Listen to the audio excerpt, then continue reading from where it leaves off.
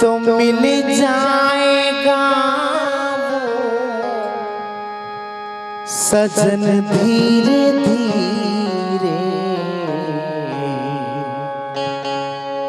जो करते रहोगे भजन धीरे धीरे, भजन धीरे धीरे, तो मिल जाएगा वो सजन धीरे धीरे, जो करते रहोगे भजन धीरे धीरे, भजन धीरे धीरे, तो मिल जाएगा वो सजन धीरे धीरे।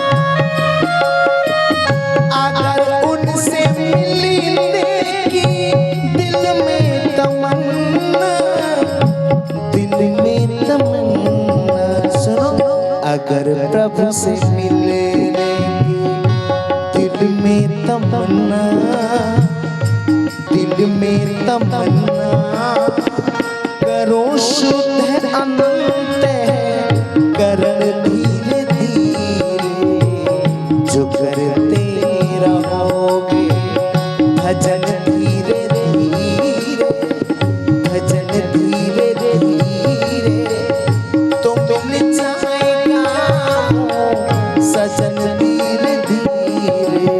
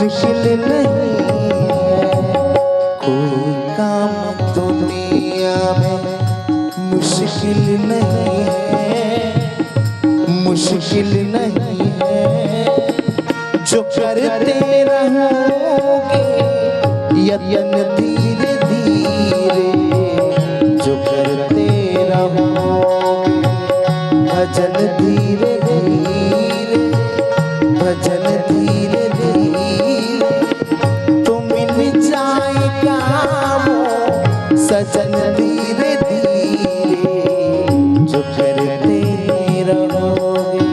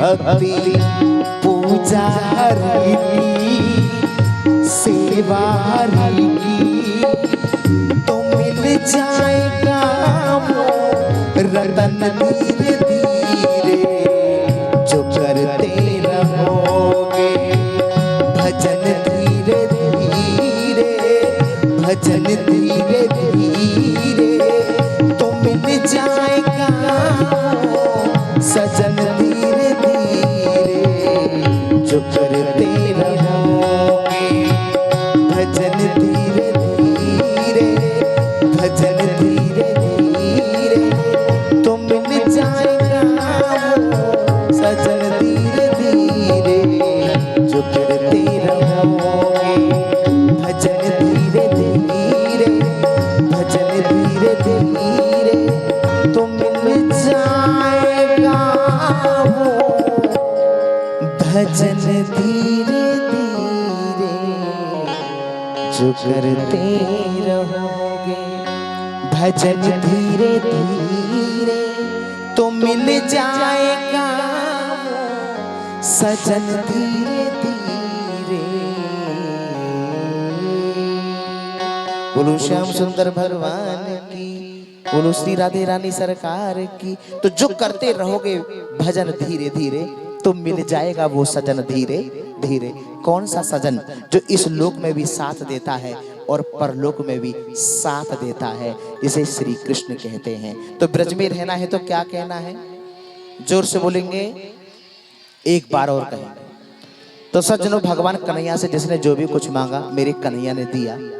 एक दिन की बात, रात्रि का समय, भगवान कन्हैया बैठे हैं। युधिष्ठिर जी रात्रि भर रो रहे हैं, रुदन कर रहे हैं। जैसे युधिष्ठिर जी विलाप कर रहे हैं तो भगवत प्रेमियों, भगवान कन्हैया ने रात भर बैठ करके युधिष्ठिर जी को समझाया। और देखो सुनो, जो गीता का उपदेश भगवान कन्हैया ने अर्जुन को दिया था, आज वही उपदेश युधिष्ठिर जी को दे रहे हैं। लेकिन सज्जनों, एक भी बात समझ में नहीं आई। क्यों? सुनिएगा भाई, जो गीता का उपदेश अर्जुन को दिया वही युधिष्ठिर जी को दे रहे हैं। सज्जनों, अर्जुन की समझ में तो एक एक शब्द आ गया था, सब कुछ आ गया था, हाँ के ना। लेकिन युधिष्ठिर की समझ में क्यों नहीं आ रहा है? इसका अर्थ क्या है? सुनिए सज्जनों, अर्जुन ने ना भगवान कन्हैया को गुरु माना था। क्या माना था? जोर से बोलो, क्या माना था? गुरु माना था। और युधिष्ठिर की दृष्टि में कृष्ण कौन है? बालक है। कौन है? जब तक सुनने वाले के हृदय में, सुन लीजिए,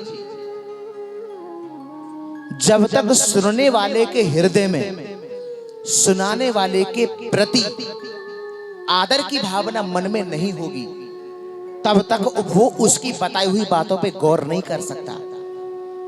आपने कथा के प्रथम दिवस में सुना था, अगर आपको स्मरण हो, ध्यान हो, कि धन वृद्धा बल वृद्धा आयु वृद्धास्ततैव च ते सर्वे अपि ज्ञान वृद्धाश्च किंकराश्च किंकरा। इसका अर्थ है, बातें ना करें प्लीज, पीछे बैठे ये बहनें बातें कर रही हैं, बातें ना करें प्लीज, बातें ना करें। देखिए, श्रोता और वक्ता का एक वायर होता है जो दिखाई नहीं देता, तार, वो टूट जाता है। इसलिए शांतिपूर्वक बैठे। जीवन निकला जा रहा है आपका दुनियादारी की बातें करते करते। क्या मिला आज तक आपको? जो आप कमा रहे हो ना, वो तो कोई भी इकट्ठा कर लेता है। वो सिर्फ पेट भरने का साधन है, उससे ज्यादा और कुछ भी नहीं है। जब किसी व्यक्ति की आंख खराब हो जाती है ना सज्जनों, तो डॉक्टर दूसरी आंख डाल देता है, बिल्कुल सेम। आप बता नहीं सकते कि कौन सी नकली है, समझ रहे हैं ना? लेकिन दुनिया के किसी डॉक्टर में ताकत नहीं है जो 1 लाख नहीं, 5 लाख भी नहीं, 50 लाख भी नहीं, 50 करोड़ रुपया देने के बाद भी उस आंख में जो नकली है रोशनी डाल सके। दुनिया के किसी डॉक्टर में ताकत नहीं है, बस एक ही डॉक्टर है जिसे कृष्ण कहते हैं। कह दो कृष्ण भगवान की। ये बात हम इसलिए कह रहे हैं कि अभी तक हम समझ नहीं पा रहे हैं कि आखिर प्रभु ने ये मानव जीवन हमें क्यों दिया है। हाँ जी के ना जी? भाई आप कल कैसे थे? अब वृद्धावस्था में आपने कदम रख दिया कि नहीं? हाँ जी के ना जी? पूछो उनसे जो वृद्ध लोग हैं, पूछो उनसे जो वृद्ध लोग हैं कि यौवन अवस्था की कीमत क्या है, इस मानव जीवन की कीमत क्या है। आज उन पर बैठा नहीं जाता। हाँ जी के ना जी? चलते हैं तो पैरों में दर्द होता है। हाँ जी के ना जी? पर बुरा मत मानना, कड़वा सत्य है, ये भी कम नहीं थे जब यौवन अवस्था में थे। इनमें भी खूब अकड़ थी, ये भी भगवान को समझ नहीं पा रहे थे। हाँ जी के ना जी?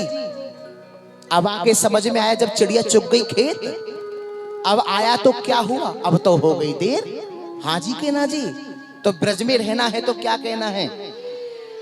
हम तो चौकीदार बन के ड्यूटी दे रहे हैं। आप बात को माने या ना माने ये आप जाने और आपका जाने काम। कह दो जय श्री कृष्णा।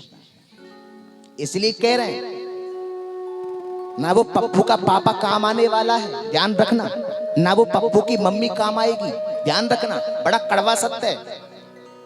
ना वो बेटा काम आएगा ना बेटी काम आएगी, वही बेटा तुम्हें जला करके आएगा जिसको तुमने पाला है।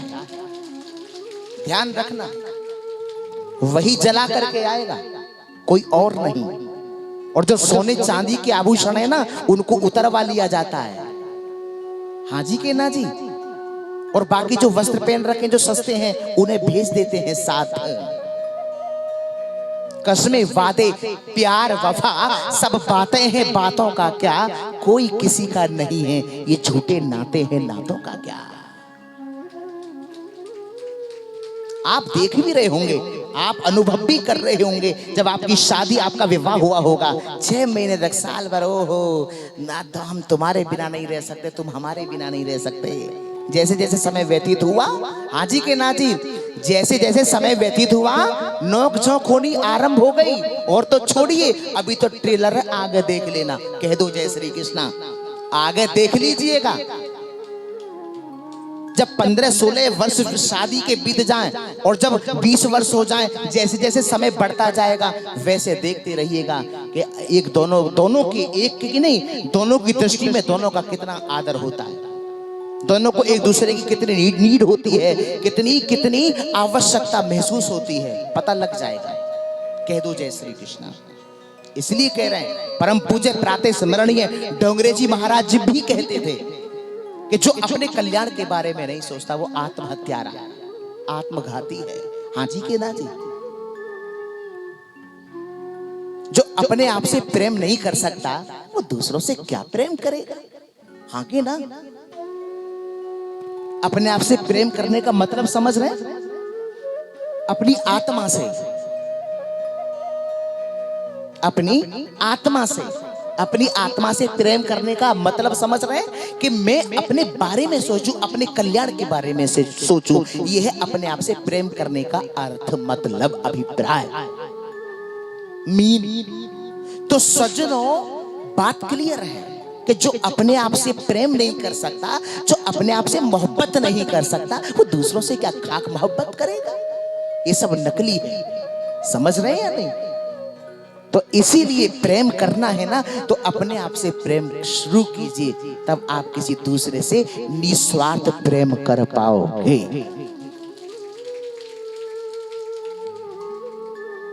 बड़े समझने की बात है।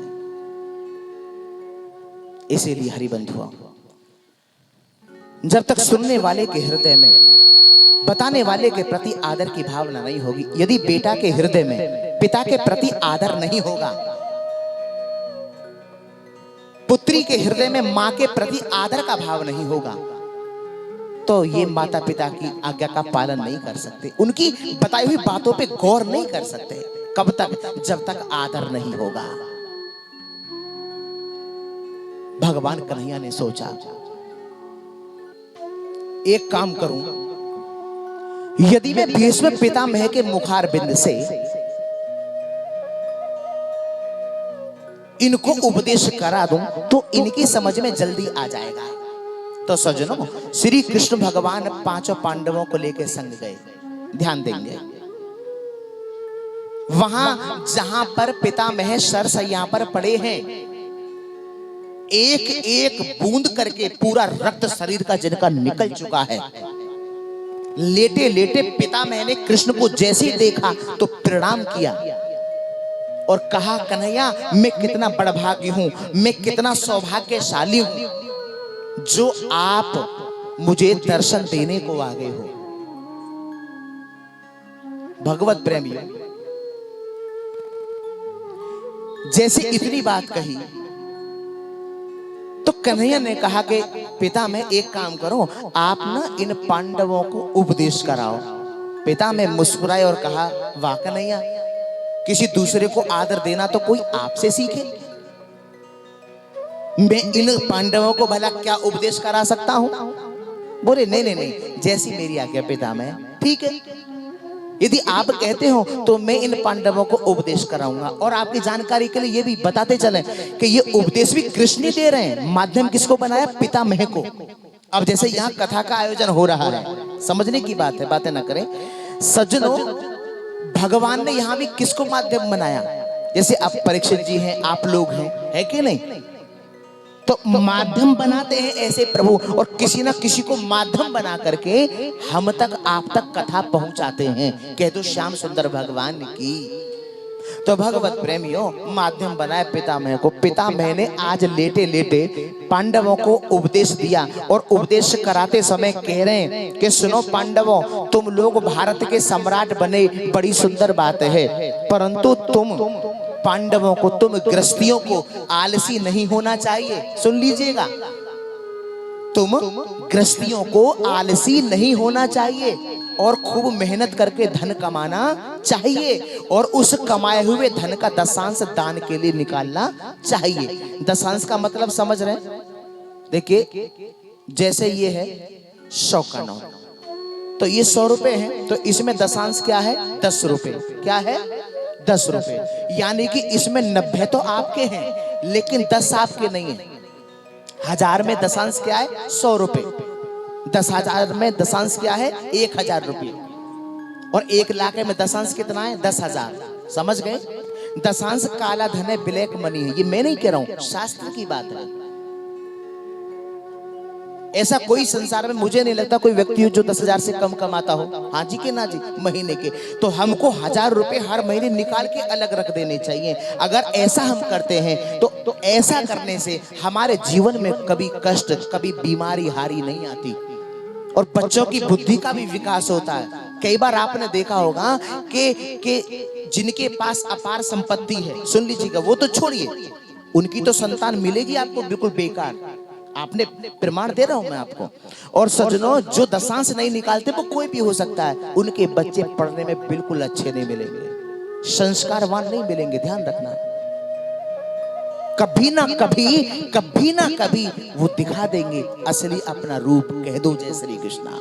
अभी एक माताजी हमें मिली तो बोली कि गुरुजी बात ऐसी है कि मेरे 5 बेटा हैं। हमने कहा बड़ी अच्छी बात है माताजी, तो पांडव है? बोले पांडव नहीं, ये कौरव है, निकम्मे। कौरव है? हाँ। हम तो सोच रहे माताजी कि आपके 5 पुत्र पांडव होंगे। बोले नहीं महाराज जी, पांडव नहीं है, निकम्मे सगरे कौरव है। अच्छा हाँ। तो भगवत प्रेमी ऐसी बात उन्होंने कही तो हमने कहा माताजी कोई ठीक नहीं, क्या प्रॉब्लम है? माताजी ने कहा क्या बताऊं, मुझसे भी लड़ते हैं, अपने पिता को भी जवाब देते हैं।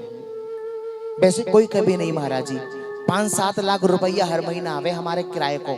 हाँ, कोई कभी नहीं है। हमने कहा अच्छा चलो ठीक है। मेरी माताजी आप गलती कर रही हैं। आप कहीं भी धर्म अनुष्ठान में, कहीं भी, कुछ भी, जहां भी आपको अच्छा लगे, उस कमाई का दशांश निकालना शुरू कर दीजिए। आपके बच्चों की बुद्धि का विकास होगा।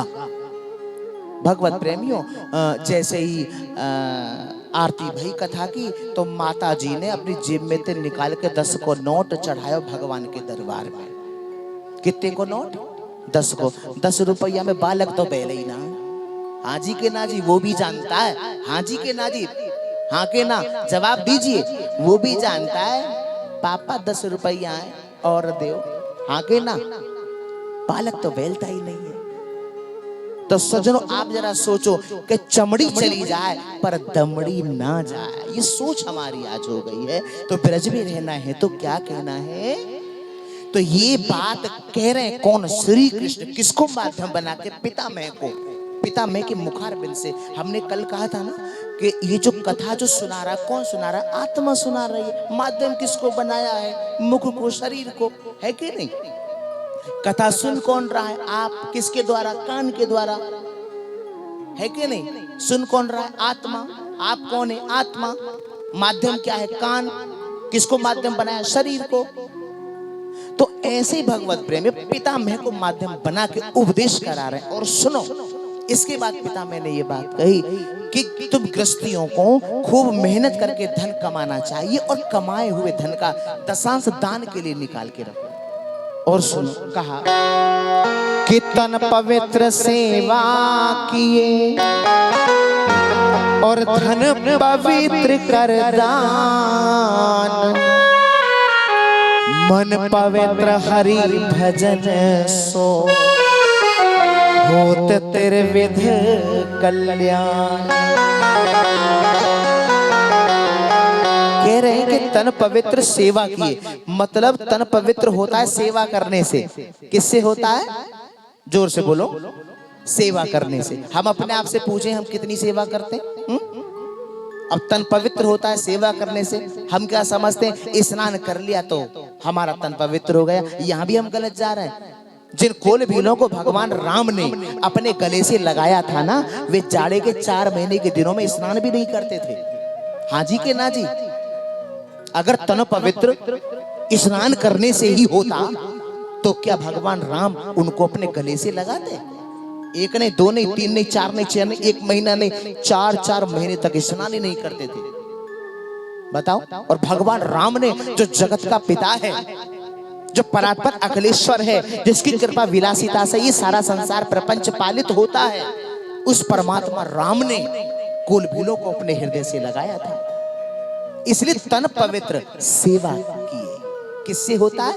सेवा करने से। तन किससे पवित्र होता है? जोर से बोलो।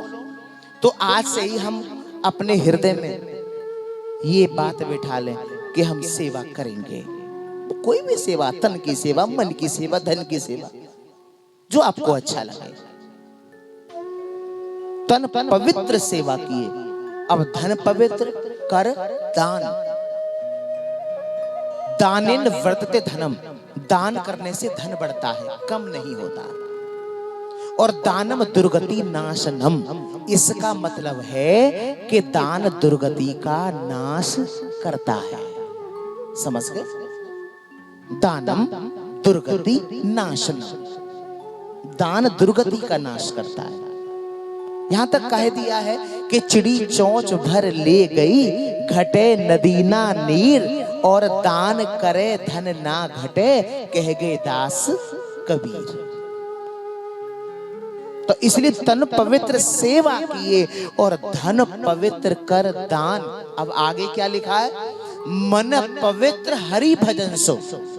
मन किससे पवित्र होता है? भगवान के भजन को करने से। मन का भी तो पवित्र होना जरूरी है कि नहीं? क्यों सज्जनों बताइए, मन का पवित्र होना आवश्यक है कि नहीं? एक बात बताओ, मन पवित्र है नहीं और खाली तन पवित्र करने में लगे। मन का भी पवित्र होना बहुत आवश्यक है, क्योंकि मन 10-20 होते नहीं, एक होता है। मन पवित्र होगा तभी तो भगवान में लग पाएगा। हाँ जी के ना जी? भाई आप भी तो जगह को पवित्र करके ही बैठते हो। जब सोने जाते हो तो पहले बिस्तर को संभालते हो कि नहीं? तो जब तक पवित्रता जीवन में नहीं आएगी तो भगवान कैसे आके विराजमान हो जाएंगे? भगवान को बिठाने के लिए, भगवान को लाने के लिए, भगवान को इस हृदय रूपी मंदिर में विराजमान करने के लिए पवित्रता का भी तो होना बहुत आवश्यक है। इसलिए मन पवित्र हो। तो तन पवित्र सेवा किए, तन पवित्र सेवा किए, धन पवित्र कर दान, और मन पवित्र हरि भजन सो होत त्रिविध कल्याण। इसके बाद पितामह ने कहा, भीष्म पितामह ने कि पांडव तुम राजा हो और राजा को कभी भी पाप नहीं करना चाहिए, और यदि कहीं पाप हो रहा हो तो डट करके मुकाबला करना चाहिए। अब भगवत प्रेमी जैसे इतनी बात कही तो द्रौपदी को हंसी आ गई। हंसी जैसे द्रौपदी को आई तो पितामह ने कहा कि क्या बात है, हंसी कैसी आई बेटी द्रौपदी? भगवत प्रेमियों, पितामह के सामने हंसना तो दूर, मुस्कुराना भी बहुत बड़ी बात थी। जी हाँ, द्रौपदी ने हाथ जोड़े, क्षमा याचना की। पितामह क्षमा करना, गलती हो गई। नहीं नहीं बेटी, तुम कुलवती, और कुलवती नारी बिना कारण कभी नहीं हंसती, कभी नहीं हंसती। तुम बताओ आखिर तुम्हें हंसी क्यों आई? बताना पड़ेगा। सज्जनों इतनी बात कही तो आज द्रौपदी ने कहा पितामह क्षमा करना। आज तो आप बड़ा सुंदर सुंदर उपदेश दे रहे हैं। एक बात बताओ पितामह, जिस समय दुष्ट दुशासन मुझे खींच के सभा में लाया था, उस समय वहां आप भी उपस्थित थे। ये बताइए कि वो पाप आपने क्यों देखा? पितामह आप मौन रहे। यदि आप जरा भी इशारा कर देते तो दुष्ट दुशासन की हिम्मत नहीं थी जो वो मेरी साड़ी का स्पर्श भी कर लेता, लेकिन आप मौन रहे। और ये गलती हम भी कर जाते हैं, जहां हमें बोलना चाहिए वहां मौन हो जाते हैं, और जहां मौन रहना चाहिए वहां बोल जाते हैं। बड़ी समझने की बात है। देखो हमारे पिताजी एक बात कहते हैं, हमारे पिताजी कहते हैं कि बेटा काम करने को और बात करने को बहुत बड़ी बुद्धि की आवश्यकता है, विवेक की आवश्यकता होती है। भोजन खड़े होके भी किया जाता है, भोजन बैठ के भी किया जाता है। बुरा मत मानना 97% लोगों को भोजन करना भी नहीं आता। कह दो जय श्री कृष्णा। भोजन और भजन पर्दा चाहते हैं। हाँ जी के ना जी, पर्दा चाहते हैं। हमारे भोजन पर किसी की दृष्टि भी ना पड़े। अगर किसी गलत व्यक्ति की, किसी गलत जीव की दृष्टि हमारे भोजन पर पड़ गई तो खाने वाले पर उसका प्रभाव अच्छा नहीं पड़ता। और कहा था ना कि जब सूर्य अस्त हो जाए भोजन नहीं करना चाहिए।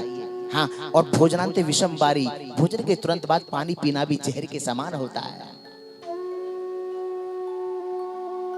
तो इसीलिए भगवत प्रेमियों, हमें कैसे जीवन जीना हमें पता ही नहीं है। इसीलिए हमने परसों निवेदन किया कि खाली आर्किमिडीज का सिद्धांत पढ़ने से काम नहीं चलेगा।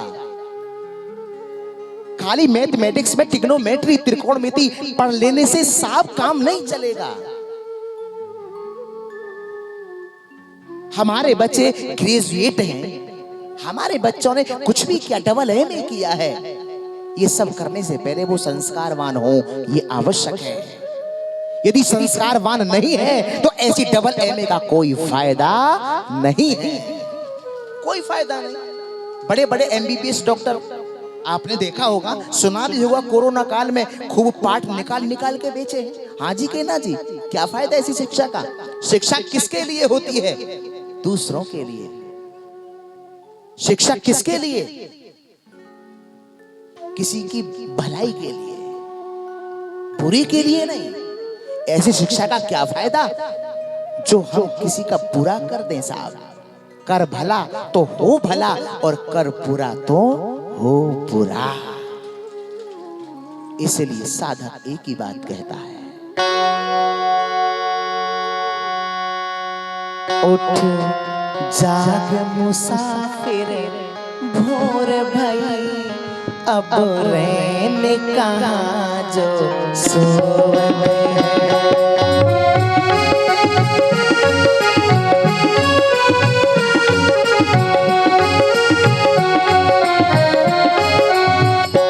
उठ जाग मुसाफिर भोर भई, अब रैन कहाँ जो सोवत है।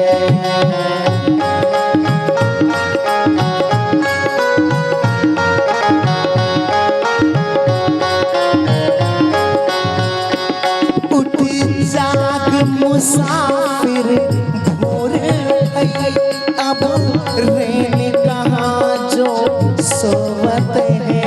उठ जाग मुसाफिर भोर भई, अब रैन कहाँ जो सोवत है। जो सोवत है सो खोवत है, जो जागत है सो पावत है। उठ जाग मुसाफिर भोर भई, अब रैन कहाँ जो सोवत है।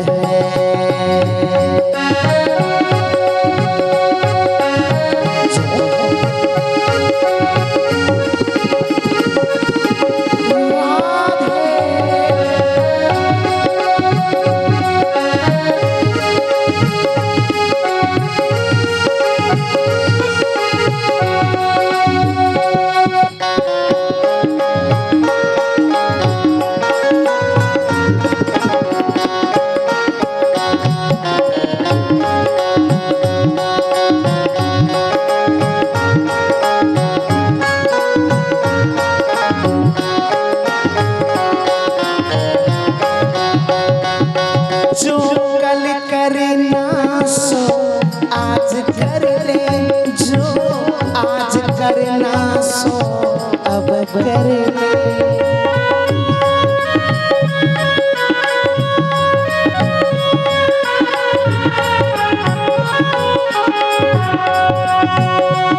जो कल करना सो आज कर ले, जो आज करना सो अब कर ले। जब चिड़ियों ने चुग खेत लिया, फिर पछताए क्या होवत है। उठ जाग मुसाफिर भोर भई, अब रैन कहाँ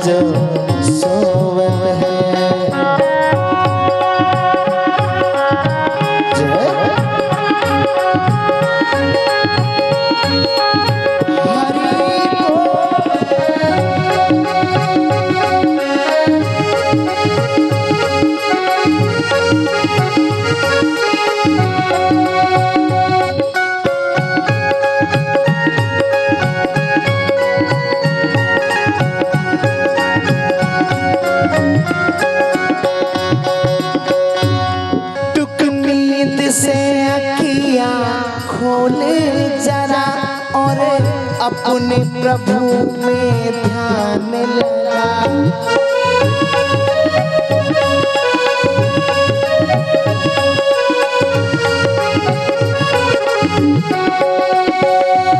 टुक नींद से अखियां खोले जरा और अपने प्रभु में ध्यान लगा। यह प्रीत करने की रीत नहीं, प्रभु जागत है तो सोवत है। उठ जाग मुसाफिर भोर भई, अब रैन कहाँ जो सोवत है।